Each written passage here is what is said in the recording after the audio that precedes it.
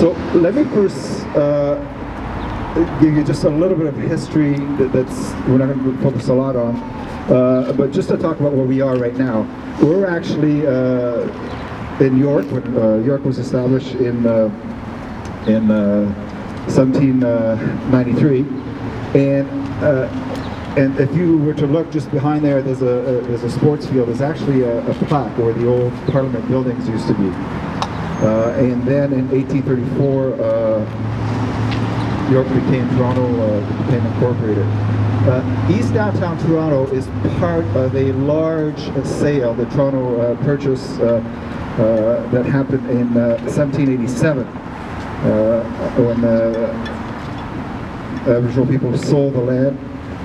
And just so you know the extent of how much land was sold back then, in 1787, 392 square miles was sold by the Mississauga Indians, 14 miles along the lake shore, from the Scarborough Bluffs to Humber River, and then 28 miles to the north of the lake. It's a huge, huge piece of land. So this is actually Indian land, and I think it's really important to acknowledge that. Now, so why are we starting here? So I'm going to get Danielle to hand out these things. Like I said, I don't need these back. We're here because after York was established, by the 1850s, the industrialization of Toronto began. And that's very, very significant in terms of understanding how poor people wound up in this neighborhood. So the Don River and the railroads by 1950 were instrumental. But really, it was by the 1870, it was in full force. The industrialization was really going. So just to give you a sense, in 1891 in Toronto, there were 2,100 establishments and close to 25,000 employees. And just so you get a sense, a lot of these industries were in the East End, south of here. So you had the St. Lawrence Foundry, William Davies Meatpacking, Dominion Breweries just on Queen Street. You had Goodham and Mort's just to the east over here. But also you had consumer gas. And the picture that you're looking at right now is actually where 51 Division was built about 10 years ago, about a decade ago I think. The building sat empty for a long time. Consumer gas had about 10 acres around this corner. If you were to walk along, I think it's Front Street over here, you would hit the Opera House. That was a consumer gas building. And just so you get a sense, by the 1913, they had close to 1,500 employees. That's huge. So what happened then as a result of this industry, and just to give you a sense again of what it was like to work back then, this is just someone that describing what it would be like to work in the factories. The factories were overcrowded and hot, lacked proper sanitary facilities. The machinery was rarely inspected, and as a result, many serious accidents occurred. Workers' rows were originally built by industrialists to house their workers. Located close to the industrial areas, often in the southern sections of the community, these cottages were rarely maintained by the factory owners, and as a result, they quickly deteriorated. And also, at the time, the work wasn't steady. Often it was seasonal. So it's important to understand that it was this industrialization that brought a whole bunch of working class people to the neighborhood. And after a period of time, we're going to talk about Cabbagetown.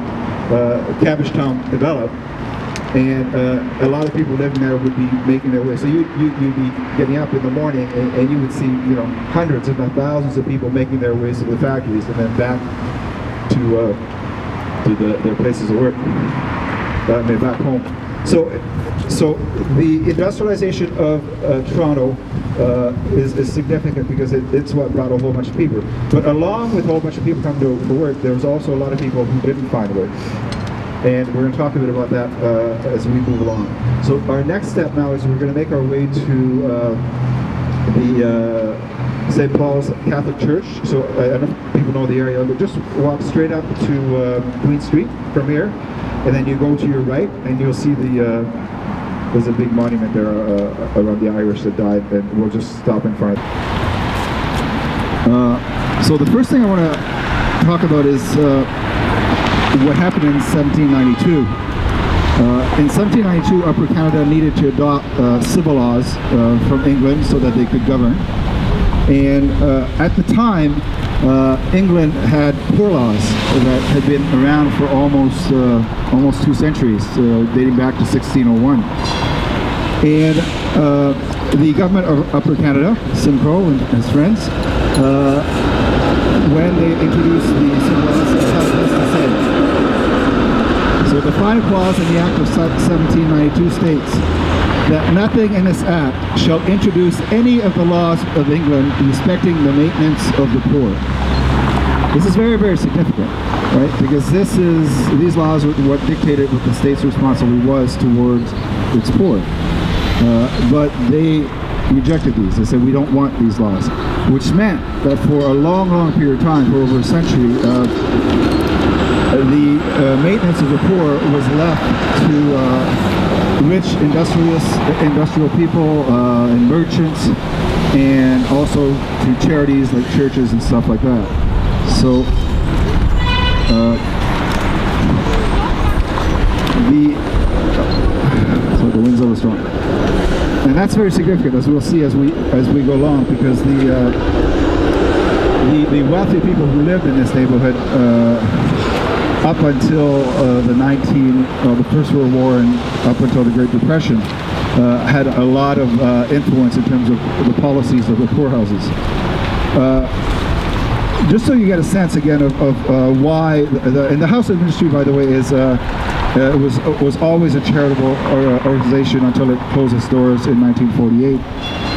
There was an important meeting in December of 1936 where there was a call to build a poorhouse, and this talks about why they were building the poorhouse, and they wanted the house industry to come. It says the chief object is the total abolishment of street begging, the putting down of wandering vagrants, and securing an asylum at the least possible expense for industrious and distressed poor. These objects are highly deserving and essential to the comfort and happiness of the community at large. I think here the community they're talking about are the people having to deal with all the vagrants and people begging. A little different here in terms of why the House of Province was built in 1857. There's a pastoral letter that was sent in 1855 that said, might we not shelter for a few days poor immigrants, particularly destitute widows, mothers, and daughters? Who has not seen these immigrants year after year on our boats, wharves, and streets without heart-rendering feelings at the sight of fellow human beings reduced to so pitiful a condition? And here they're referring obviously to a lot of Irish in the late 1940s were coming to Canada and to Toronto in particular. This monument actually is dedicated to a lot of the Irish that died, some on the boats and some when they came here. So 18, sorry, yeah, 18, sorry about that, my night, yeah.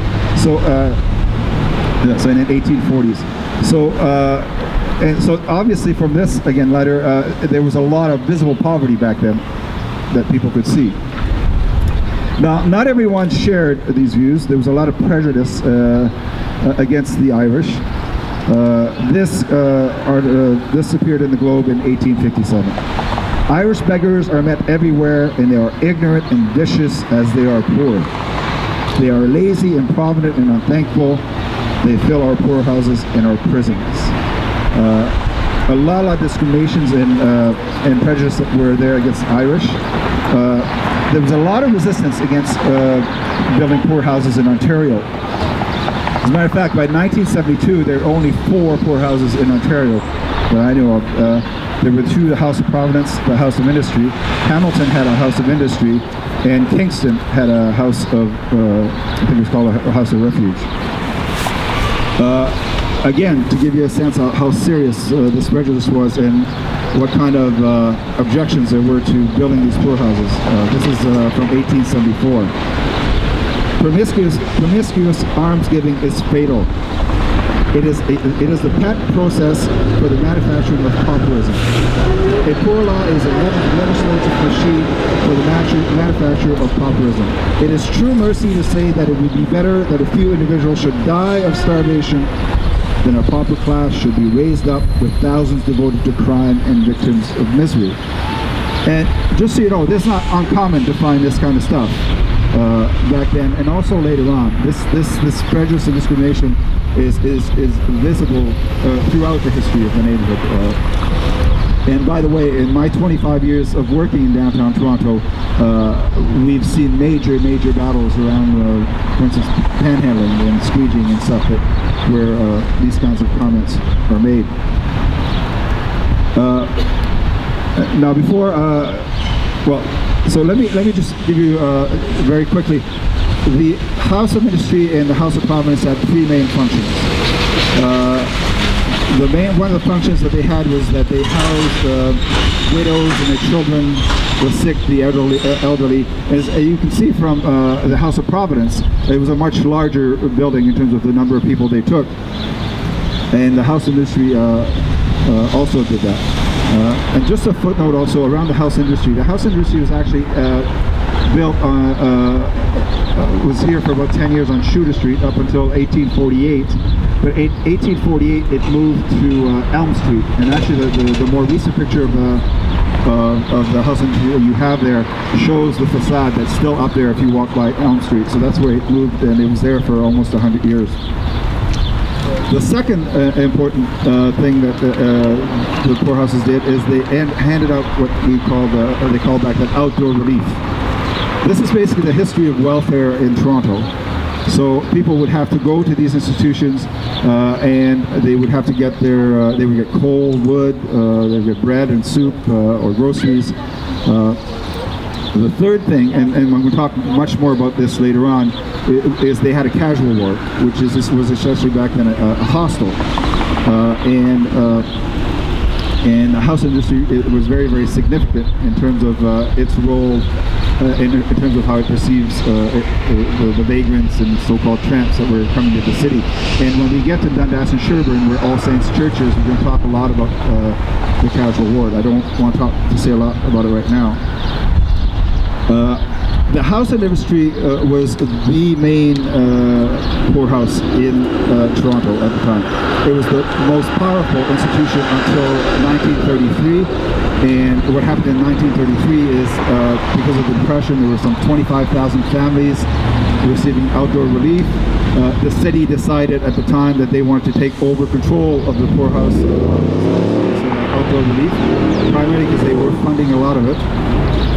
And they took over, and actually at that time introduced what they called a voucher system, so that people didn't have to go to warehouses to pick up their food. People could just go to the local grocers, hand out the vouchers, and at that point in time, the House of Industry lost its power because it didn't dictate policies. But up until 1933, for 100 years, it dominated the lives of poor people. Just so you understand also, the way that the outdoor relief worked is they had ward visitors that used to go through the neighborhood. I think it's in this neighborhood, I think around 1890, there are about 29 ward visitors. 12 of them were in this neighborhood. One of the ward visitors, we're going to talk about him again when we get to All Saints Church, was a guy named George Allen. Now, George Allen's father was William Allen. We're going to talk about William Allen at Moss Park. George Allen was once the mayor of Toronto. He was a senator. He's one of the wealthiest men in Toronto. He lived in the area, and he was a ward visitor. And you have to imagine here that, you know, this is a man who is a senator going to people's homes to decide whether they get relief or don't get relief.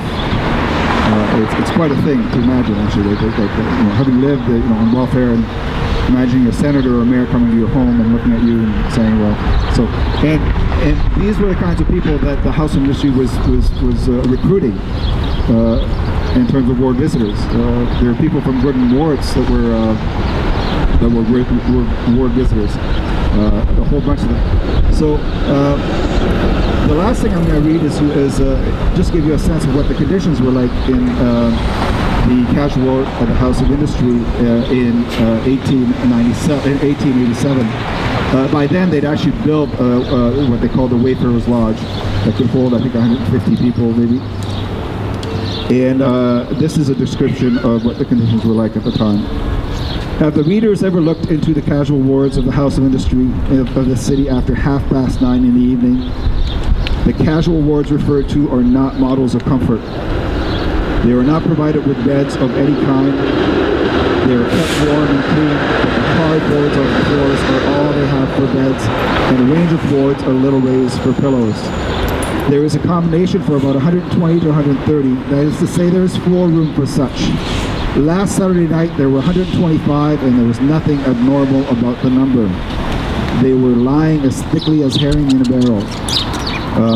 One could scarcely move without stepping on them. Perhaps about 30 to 40 in each apartment, all lying best as they could on the boards, on the hard boards. And who were they that thus crowd the wards? Mostly young men. And just so people understand what was going on at the time also, is in 1873, and after that for the next 2 decades, there was a huge depression and recession that was going on. People were out of work, it was hard to find work, and this was a worldwide depression. And there are stories of in the House of Providence during these periods of depression, literally saying that they were turning people away. And the conditions were horrific. And when we get to Dundas and Sherburne, we're going to talk a bit more about the city's response to the vagrants and tramps that were flooding the cities during the winter. Because in the end, what the House of Industry did is they introduced the stone yard, and people were forced to break stone. And we're going to talk a bit more about that when we get to the church. So there are 4 or 5 handouts going out right now. 2 of them are photographs of the ward. I'm going to talk about the ward before I start talking about Cabbagetown. A couple of them are old pictures of Cabbagetown, and then some other pictures there.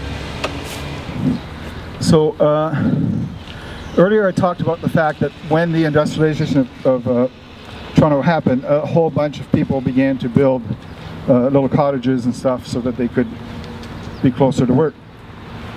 As a result of that, what became known as Cabbagetown was established, and the traditional boundaries of Cabbagetown are River Street, Shooter Street, Parliament, and Gerrard. Those are the traditional boundaries. Some people extend those a little further. And so we're going to talk a bit about Cabbagetown here, but first I want to talk about the ward, because the ward during, which is just west of Yonge Street, their boundaries was Yonge, Queen, University, and College. And the reason I want to talk about the ward is because it similarly, because of the industrialization that was happening south of there, began to develop and stuff, and it was a somewhat very different neighborhood after the 1900s. Originally there was a place called Macaulaytown, which had a lot of Irish in it and stuff that was there, but by 1900 it became known primarily, people established themselves were primarily from Poland, China, Germany, Hungary, and Italy, and a lot of Jewish people from Eastern Europe. And it's actually where the in 1948, it's where the House of Industry moved, and it was there up until 1948. The reason I want to mention the ward is because if you were to walk in that area right now, there's very little, there's little of anything that could remind you that there were once a whole bunch of people from Jews from Eastern Europe and from other places, and the people who lived in extreme poverty. There were actually slums in the ward that ever existed there. By the First World War onwards, and by the 1930s, most of the homes that were there had been demolished or removed, and a whole bunch of government buildings like hospitals began to move in and all that kind of stuff. And I think the last one to to be taken over was Chinatown, which is where the new City Hall now sits. And the reason I'm saying that is because I'm feeling that what's happening in East Downtown Toronto right now, that East Downtown Toronto, its working class character is being really challenged. It's going to disappear. And I think if you were to walk in East Downtown Toronto in the next 5 to 10 years, it would become hard again to know that once there were a lot of working class people that were living here. So the Cabbagetown was primarily Catholic and Irish and Scottish, English speaking. Mostly Catholic Irish lived in Corktown, which is south of here. And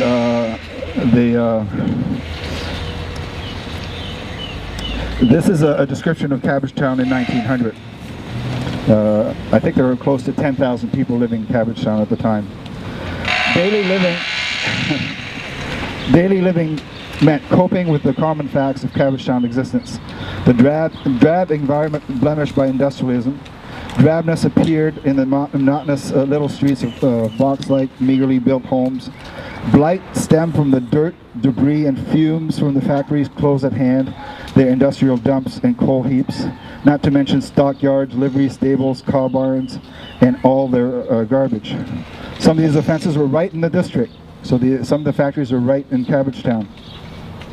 But others other offenders lay not too far to the south, such as the reeking pens of William Davies Company meat packing plant and the herded cattle of Gurman Warts to feed News growing marsh. In 1911 and 1934, there were two important inquiries that happened in Toronto looking at the slums of Toronto. And sometimes, even by 1860, 1870, some of these houses were so poorly built. So by the time that these inquiries came, there were a lot of slums in buildings that were in really bad shape. And so Dr. Hastings did the first one in 1911, and the next one was during the Depression by Dr. Bruce in 1934. Now I want you to, before I talk, I want you to look just behind you for a second and see the row of houses that are back there. And this will give you a semblance, and I'll explain why they're still there in a second, but this will give you a semblance of what Regent Park would, or what Cabbagetown would have looked like at the time. There would have been rows upon rows of some of these kinds of houses. Now, what Dr. Bruce found in their survey was extreme deteriorations of some of these homes. And I'm going to just read you a short excerpt from his report. It says, our surveys of Toronto housing conditions reveals that there are thousands of families living in houses which are unsanitary, verminous, and grossly overcrowded.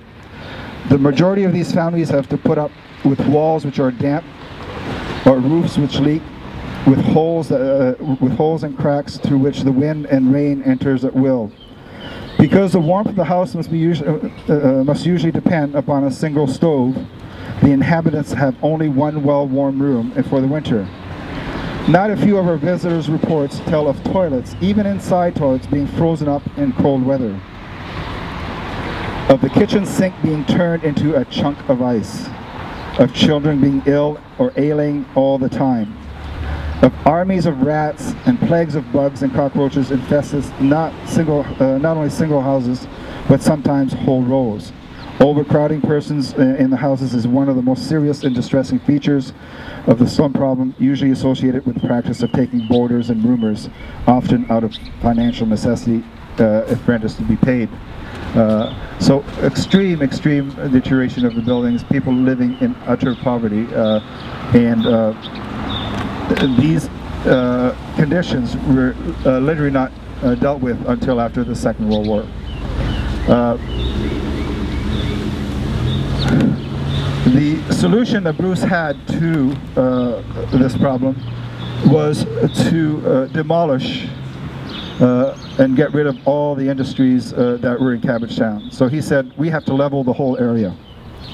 He says, it seems to me that as we evacuate these factories and hovels, these homes, that we must raise them and bury the distressing memory of them in fine central parks and recreation parks. Just get rid of this. This is a blame on the city, and we're going to level Cabbagetown, and which is exactly what happened after the Second World War. It took a long time, but after the Second World War, what happened is a lot of soldiers were coming back. Many had problems finding work, but also they couldn't find homes. So as a result of that, the federal government began to develop a national funding for urban centers so that they could begin to build housing. Many of this housing was to go to soldiers. So what happened is, starting in the late 1940s, a large urban renewal process began, which lasted for almost 2 decades. As a result of that, almost 10,000 people were displaced, and one of the planners actually described the whole process, compared it to a famine, or actually a war or refugee situation. It was that drastic in terms of the amount of energy and how it would affect people. So out of that came Regent Park.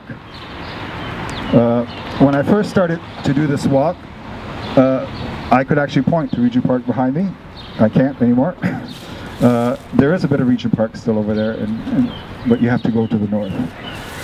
So what happened is the Cabbagetown was torn down, and Regent Park was established. By May of 1957, one of the phases was finished. There were 31 buildings. This is Regent Park North. 31 buildings. It housed 1,269 families, 5,000 people, and with almost 2,000 of those being under the age of 12. What happened next is that plans for Regent Park South, which we're standing on the edge of here, were made in 1955. Then plans for Moss Park were made in 1962. There's 4 buildings that were there. A whole bunch of houses were torn down. And then there were plans for Treffin Court. So if you look behind you, you have Treffin Court. In the 1960s, all of that was set to be demolished. It was to face the same fate as Cabbagetown. But what happened is,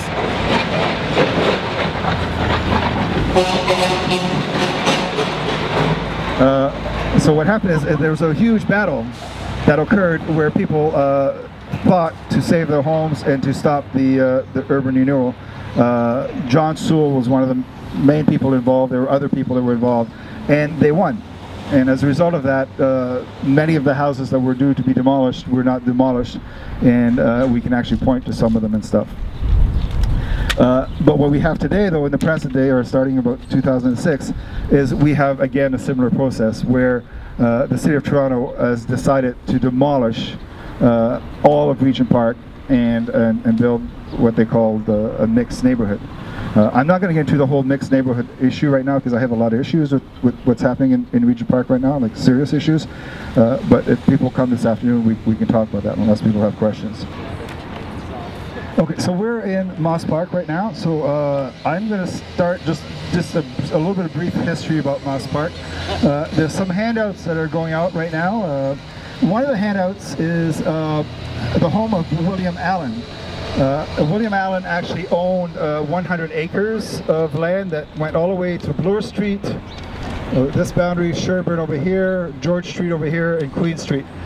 He owned all of that, and his son, George Allen, that we already talked about, he inherited all that. William Allen was one of the richest, wealthiest person in Toronto, and he built a house which he called Moss Park, and you'll see a picture of the house, built in 1827. It's quite the house, and so he lived, and there were actually a lot of maybe not houses that were as big as that, with the Jarvis and others. There's other houses that were along this area. Eventually people moved out because they're just too close to the industry and stuff. But so this is how Moss Park got its name. Now we're not going to walk over there because it's a bit too far. But the other important institution that was around is the Fred Victor Mission, which was built in 1894.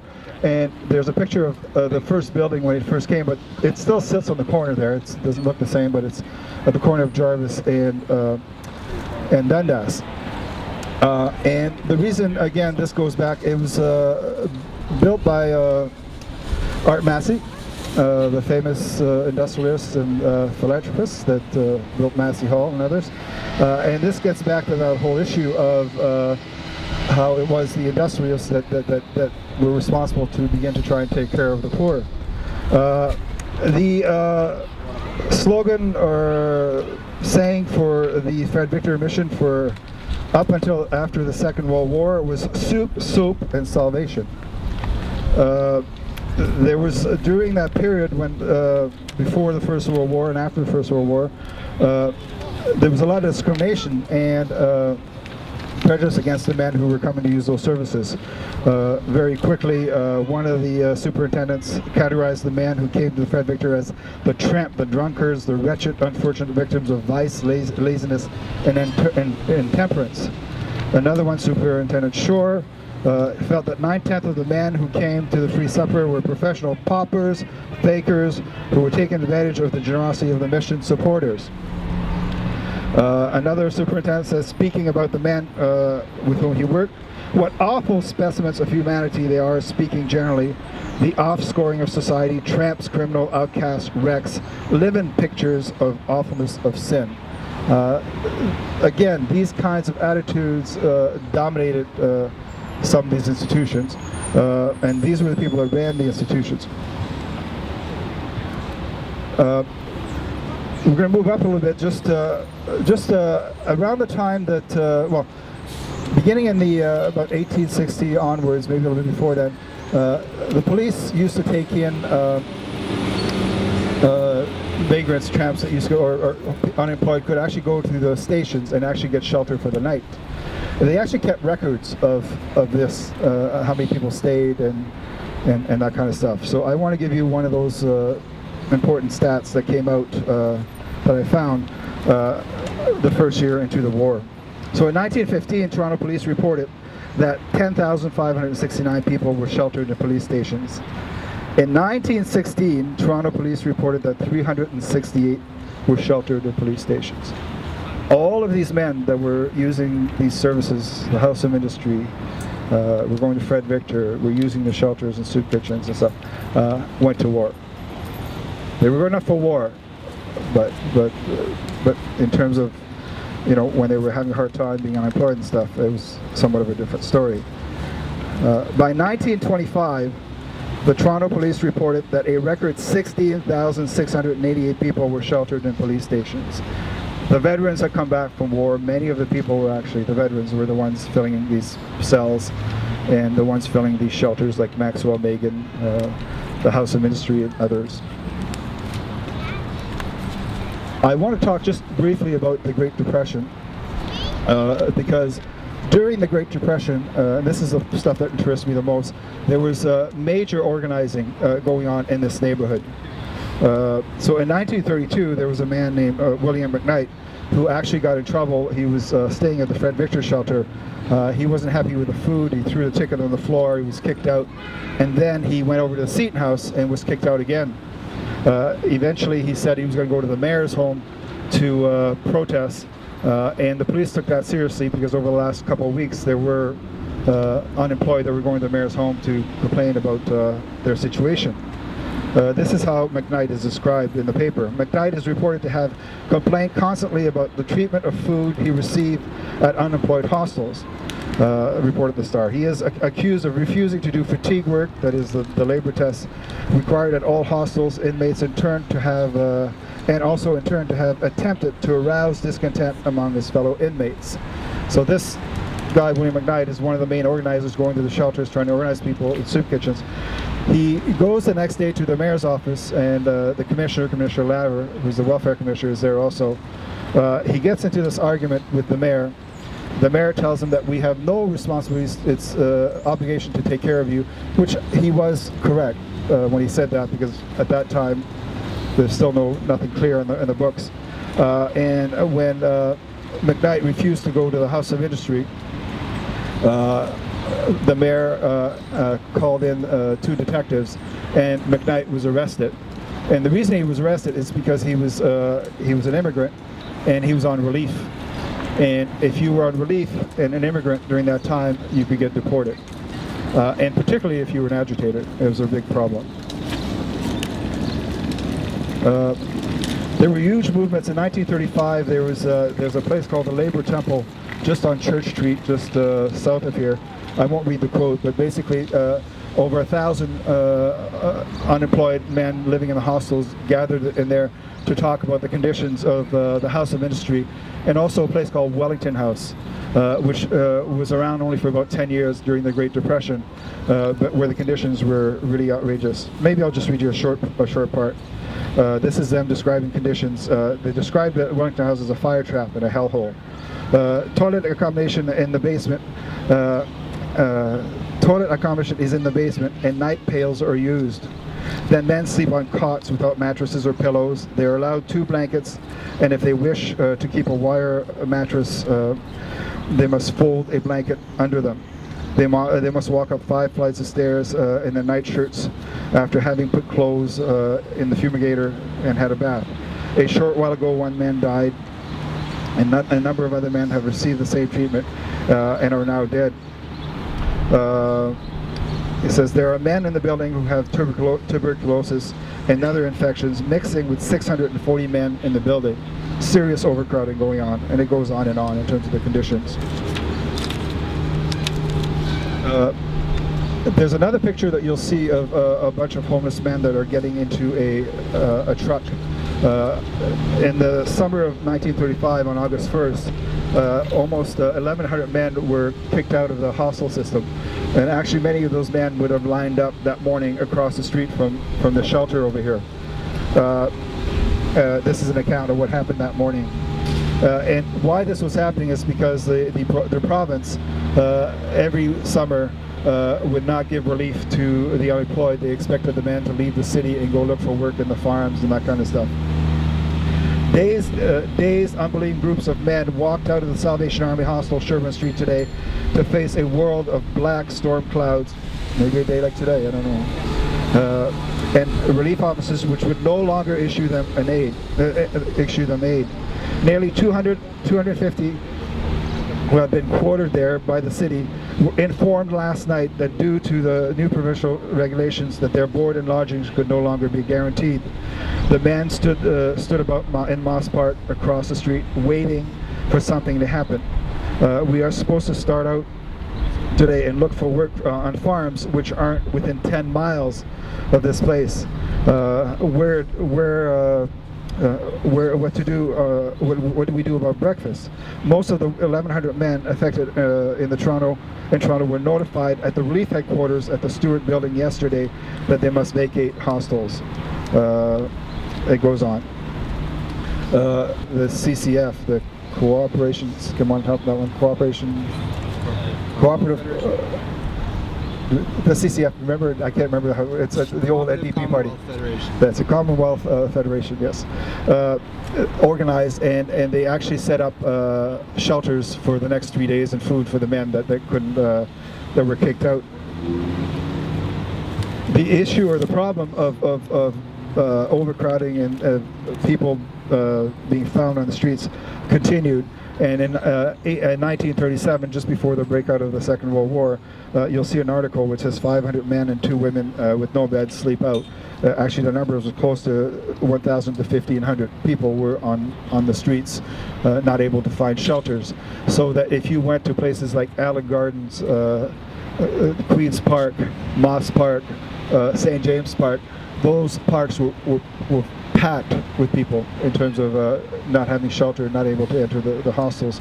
There were also people in the Don Valley, people by the tracks. There were people everywhere. There was extreme poverty. And obviously when the war occurred, many of those people, many of the men in particular, went to war. And then, but when they came back, again, the problem of unemployment. So when they came back, for instance, the St. Lawrence Center, which is just corner of Jarvis and King, I believe, they opened up as a shelter for the next 5 years to deal with the veterans that were coming back. They had actually opened up during the Depression. So again, we have the situation reoccurring. And now we're going to go over to, in a second, to Dundas and Sherburne. So what happened is that after the Second World War, essentially the Skid Row became well established in the area. By the 1950s, late 1950s, Seton House was moved to George Street. We had Maxwell Megan, we had the Fred Richter Center, and we had a whole bunch of other services that were developed, and it was well established. Also, just to explain also that during, there was a time when there were a lot of wealthy people that lived in the neighborhood, like William Allen and his son. But as at the First World War and during the Depression, many of the wealthy people actually left the area. And as a result of that, many of the houses, the old Victorian houses that are in the area, were left and were turned into rooming houses. And it was these people who came back after the Second World War that moved into these homes. And we're going to talk a little bit about that when we get to Dundas and Sherburne. Unless people have any questions, we're okay to go? Okay, so we're going to go now. We're going to go just stay on this side, and there's you'll see an old rooming house that has nobody in it right now. I'm going to stop there and we'll finish the walk there. Thanks. South of Dundas and Sherburne. Okay. So we're going back to the period of housing ministry. All Saints Church, 1873, 74 was built. There's a Reverend Arthur Baldwin who was in charge of All Saints Church. George Allen was also a warden of the church. Now the reason All Saints Church is very important is because they were very involved in the housing ministry. George Allen was a ward visitor for 40 years and a trustee.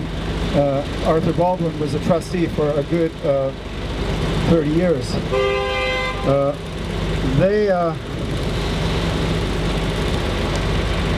They had a lot to do in terms of the policies around vagrants and tramps. So as mentioned earlier, in 1873 onwards, there was a huge depression and recession. As a result of that, the city was trying to deal with... someone want to borrow my umbrella? Danielle, you can give my umbrella to somebody. Danielle, you can give my umbrella to somebody if they need it. So what happened is the Reverend Baldwin, no, they can have it. Okay. If somebody wants a good umbrella. Yeah, here's the umbrella. It's a nice big umbrella. 2-3 people. So what happened is Reverend Baldwin went and testified at an inquiry in 1889 that was looking at the issue of vagrancy. So here's Reverend Baldwin's comments about how to deal with the vagrants.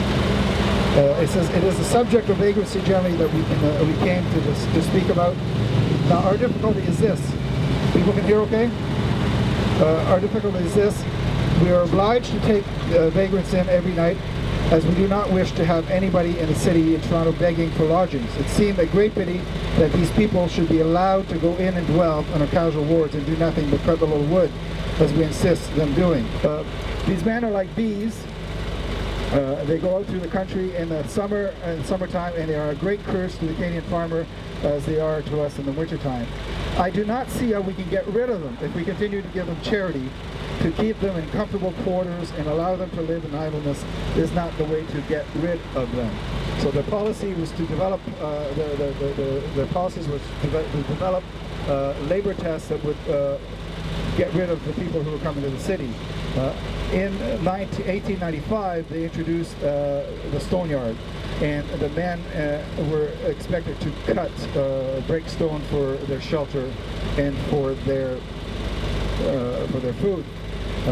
There was huge objection to that by the men. The very first year, almost 2/3 of the men refused to break stone, and many of the men were actually refused shelter as a result of that.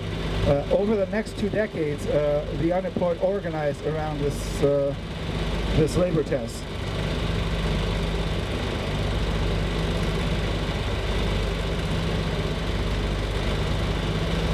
There's a letter in 1909 that appeared in the Star. Though the city claims to be very religious, you have a savage way of treating poor fellows that have nowhere to go. The statement that some of the men refuse to work has appeared to the whole Canadian press from the Atlantic to the Pacific. But nobody ever asks why such a large percentage of the men refuse to work. No, they are simply put down as lazy. Now, when a man goes down to a place like the House of Industry, it is plain that he is half-starved already.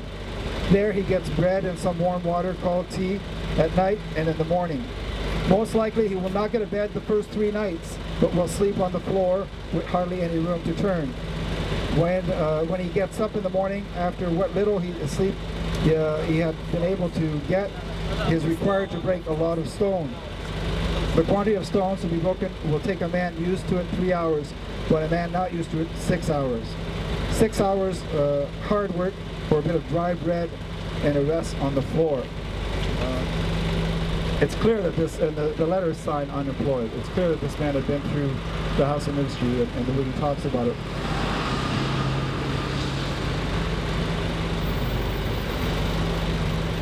In 1915, again, there's actually evidence of a non-stone breaking union that was formed during this period, and you know this because they show up in court and they're charged with vagrancy.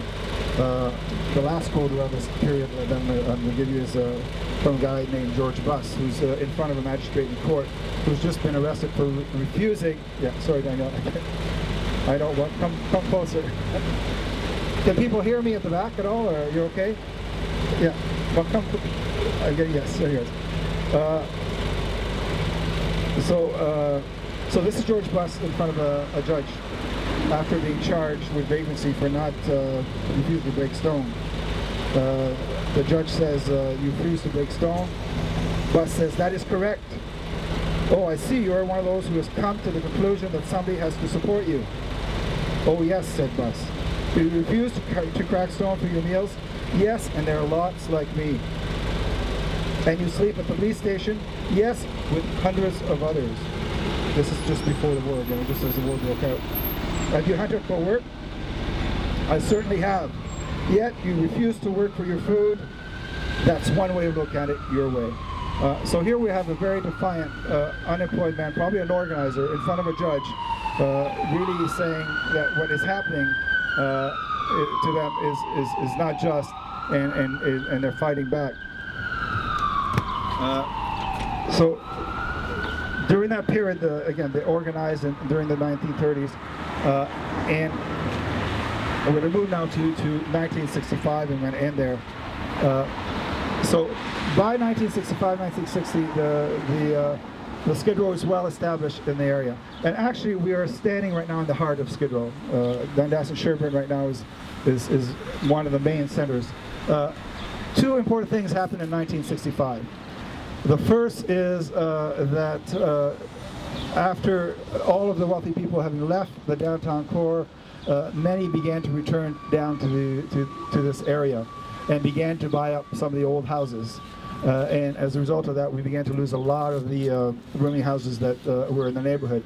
And by the way, that process continues today. As you can see, from this house has been empty for about 7 to 8 years. There were 2 other rooming houses there that were torn down, and the ongoing process of gentrification is ongoing. The second important thing that happened is that Reverend, what was his name? Harris arrived at the church. And he was important because at that time they were talking about demolishing the church. What happened is they 2 votes short of not demolishing it, and because they didn't demolish it, they decided to turn it into a community center. What happened is all their parishioners had left. They were having hard times. So in 1970-71, the church was de-established and became a community center, and still today it has services in it. Up to one point it had up to 140 full-time employees working out of there, and council, fire, street health, and many other agencies in the neighborhood came out of there.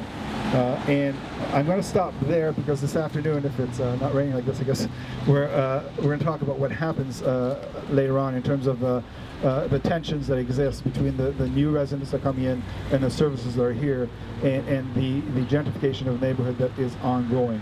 I'm going to stop there. It's a little wet for people who don't have umbrellas. I don't know if people have any questions at all. Well, right now it has a small drop-in at the front. The Friendship Center, which had been there for over 30 years, lost its funding and left, and another drop-in is there right now. But the big problem with the church right now is that it's so old that eventually it'll be very hard to maintain programs in there. That's been the ongoing problem. And eventually the Anglican Church will want to sell that, and that's happening a lot. I know that St. Luke's Church over at the Jarvis and Sherburne and Carlton is probably up for sale right now, or has been sold already, and that's what's happening in terms of the neighborhood. Yeah. Any other questions? We're okay. Kind of made it before the rain came, but okay. Okay, thank you. Okay, bye-bye.